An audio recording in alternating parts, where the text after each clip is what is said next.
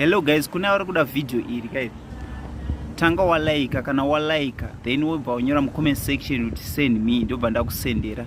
Wonyedza muri kuona idzi ndeze chokwadi haisi AI pano chitaura kuti mujolo wakaipa ndozvado tichitaura izvi. Kune varume vanoseta vakadzi vavo.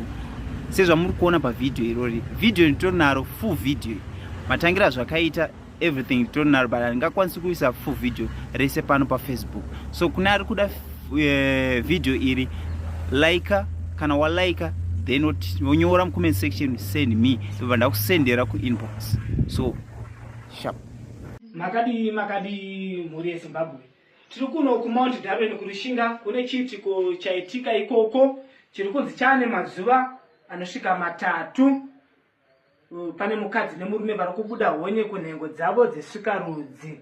Regaitidzwe zvizere kune ari pano vatasvikira achinzi anova ndiye murume wacho. Angatitsanangure kuda anoziva maitikiro akaita chiitiko ichi. Ungatitsanangure here nhaye muchida zvakamira sei pachiitiko ichi? Une chekuziva here panhau iyoyi? Ya ndotenda panhau iyi ndiri kuona ichokwadi vanhu vari kuoneka ava ndino mukadzi uyu watiri kuona ari kubuda apa uyu ndinomuziva mudzimai wangu. Uyu murume uyu ari apa uyu ari kuoneka apa uyu ifriend yangu, ishamwari yangu. Asi chinhu chiitiko chikundinetsa chikundishamisa ndechekuti nezuro taitwa tese kubhawa akatosiya andipa $20 akandipa kuti ndisare ndisina doro pane paaida kumhanyira. Asi handina kuziva kuti kubuda kwaakaita ndo zvaachanofambira kuti asvike achinodai. Saka ndatoshamisika ndichidaidzwa panapa ndichiona zvandiri kuona izvi zviri kuitika panapa izvi.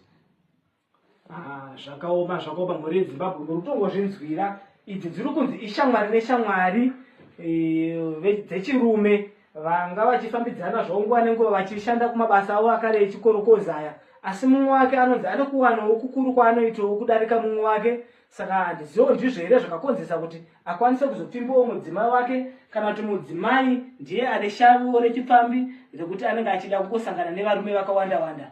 Nokuburikidza murume ari kunzi akazofambawo kwaakanofamba achinogadzira mudzimai wake kuti anenge angosangana naye anenge achionekwa achibuda honye kunhengo yesikarudzi rwake.